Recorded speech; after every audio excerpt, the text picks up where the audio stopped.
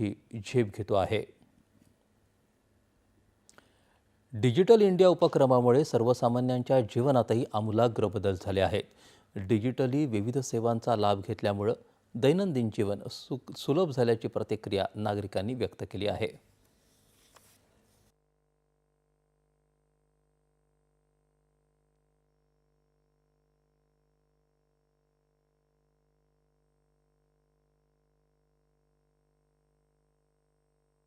वरिष्ठ नागरिकांना प्रामुख्यानं शाखेमध्ये जाऊन रांगेमध्ये उभं राहावं लागतं आणि बऱ्याचशा संकटांना तोंड देऊन लाईफ सर्टिफिकेट आपलं शाखेमध्ये जमा करावं लागतं।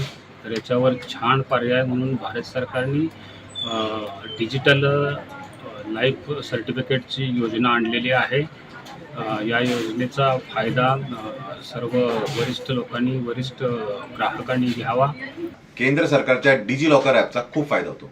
माझी सगळी कागदपत्रे जसं की आधार कार्ड, पॅन कार्ड, माझी मार्कशीट, माझं ड्रायव्हिंग लायसन्स हे मला ह्याच्यावर स्टोअर करता येतं।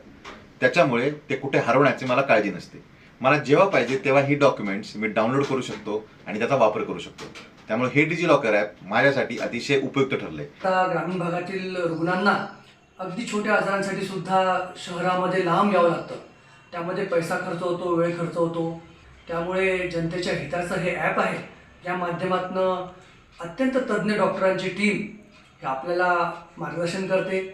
एक हेल्थ केअर सेक्टरमध्ये एक नवीन क्रांती या ॲप नक्कीच घडवत आहे। आज वेबसाईटला आपण जर बघितलं तर 39 कोटी लोकांनी या ॲपचा लाभ घेऊन आरोग्य सुविधा घरबसल्या घेतलेली आहे। आरोग्य मंत्रालयाचा आणि त्यात सगळ्यात महत्त्वाची बाब म्हणजे होमिओपॅथीचा समावेश त्यांनी केला किंवा लोकांना सहज अवेलेबल होता येईल डॉक्टरांसोबत ई संजीवनीच्या माध्यमाने, जे की फार उपयुक्त ठरेल। किनीपॅथीचा समावेश आहे, त्यामुळे लोकांना ज्याला ज्या गोष्टीची नीड आहे किंवा ज्या पॅथीचं त्यांना अप्रोच व्हायचं आहे ते इझी अप्रोच होतील।